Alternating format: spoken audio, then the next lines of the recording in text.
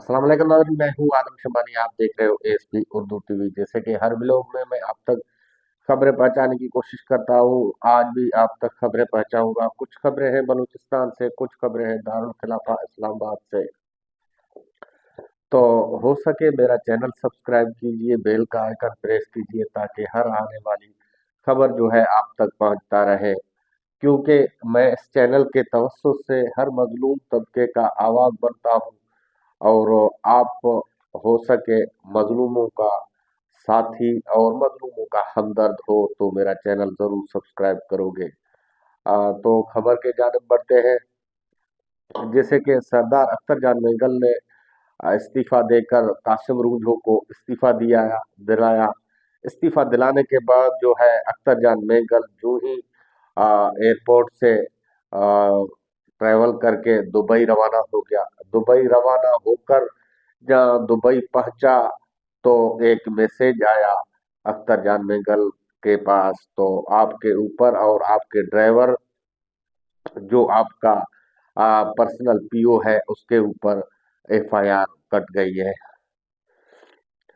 तो ये वो दिन है कि अख्तर जान मैगल ने सबसे इमरान खान के पार्टी को अलविदा करके जो है नून लीग और पीडीएम वालों को चुना था। जिस टाइम हुकूमत गिराने की वक्त आई तो अख्तर जान मैगल ने इमरान खान का साथ छोड़कर जो है अख्तर जान मैगल ने शहबाज शरीफ को वजीर आजम बनाने का साथ दिया। वही पीडीएम है जिसके एक साल कबल जो है अख्तर जान मैगल इत्तेहादी कहलाया था।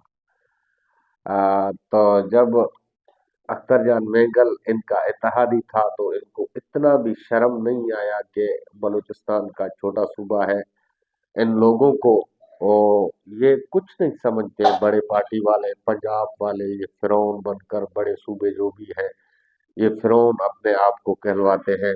इन छोटे सूबे और छोटे सूबे वाले लोगों को ये कुछ नहीं समझते, खा वो सरदार हो, खा वो मिनिस्टर हो, खा वो नवाब हो। ये इन लोगों को कुछ भी नहीं समझते हैं। कुर्सी के बलबूते पर, कुर्सी के पारजी जो है हुकूमत के लिए ये अपने सब कुछ जो है दाव पे लगाते हैं, अपने आप को जमीनी खुदा समझने लगते हैं। तो इन जमीनी खुदाओं का भी रास्ता तंग होगा। बलूचिस्तान का अवाम जब भी इनके खिलाफ यकमुश्त होकर यकजा होकर निकली तो इन जमीनी खुदाओं को लग पता जाएगा कि बलोच क्या चीज है, बलोचों की अहमियत क्या है, बलोच किस तरीके से जंगें लड़ना भी जानती है। बलोच जो है अपने आप को मरवाना भी जानते हैं। अपने इज्जत पे कभी बलोच कंप्रोमाइज नहीं करेगा। आज जैसे कि अख्तर जान मैगल ने यही कहा है कि मेरे पीठ पीछे मेरे ऊपर जो एफआईआर हुई, मुझे वहां ही ये बता देते कि तेरे ऊपर हम एफआईआर कर रहे हैं तो मैं दुबई का ट्रेवल नहीं करता, वहां शिफ्ट नहीं होता, वापस आकर मैं गिरफ्तारी दूंगा। एक दो दिन मेरे जरूरी काम है। उन्होंने मुझे वही बताया होता तो मैं रजा खुशी से गिरफ्तारी देता, क्योंकि 8 माह की हुकूमत के बाद हमने 8 साल जेल काटी है। 5 माह के हुकूमत के बाद हमने 5 साल जेल काटे हैं। तो ये हमारे लिए कोई नई बात नहीं है। तो ये हमने जेल भुगते भी हैं, भुगतेंगे भी हैं, भुगतते भी हैं। बलोचों को देखो कि मशकशुदा लाशें मिलना, और बलोचों को और डेथ स्क्वाड में बिठाना, बलोचों को जो है अगवा करना, लापता करना, ये सिलसिला चलता हुआ ही आ रहा है। दूसरी जानब ये खबर है कि कल जैसे ही बुशरा बीबी का रिहाई हुआ तो बुशरा बीबी पहले तो बनीगाला आए, बनीगाला से होकर जो है फिर केपी हाउस, केपी के पेशावर हाउस गया। वहां इनके रहने सहने का इंतजाम किया गया, क्योंकि बुशरा बीबी को इमरान खान का ये मैसेज आया है कि आप वहां सेफ हो, इधर जो है फिर आपको गिरफ्तार कर सकते हैं। यहाँ इन लोगों से शनास बिल्कुल चले चली गई है कि ना देखते हैं माँओं बहनों बेटियों को, कुछ चीज का लिहाज नहीं है, किसी किसी रिश्ते का लिहाज नहीं है, न माँ न बहन न भाई न बेटा न बेटी। जो इनके यहाँ इनको काम होता है अपने जबरदस्ती माँओं बहनों का तजलील करके वो अपना काम जबरदस्ती लेते हैं, जैसे कि यजीद के दौर में हुआ करता था, फिरौन के हामान के दौर में हुआ करता था। तो यहाँ ऐसे ही इस तर्ज पे रियासत चल रही है। जैसे कि आपने देखा होगा कि इस इलेक्शन के दौरान भी यही हुआ, खींचातानी, बेटी बहुओं घर के चादर और चारदीवारी तक बातें पहुंच गई, उनकी तजलील की गई। फिर उनको मारा पीटा गया, उनको हटाया गया। खवातीन आपने देखे होंगे कि सैकड़ों की तादाद अभी भी अडयाला जेल और कोट लखपत जेल में आपको नजर आएंगे कि पीटीआई के कारकुन खवातीन हैं, कोई लीडर है, वो अभी तक सलासल पाबंद है, जेलों में है, कैद है, जो किसी के बेटी है, किसी के माँ है, किसी की बहन है। तो ये हुकूमत, ये रियासत अपनी ये शनाख्त खो चुकी है। ये अभी इनको ना बेटी का सनास है, न माँ का, न बहन का, न बच्चे का।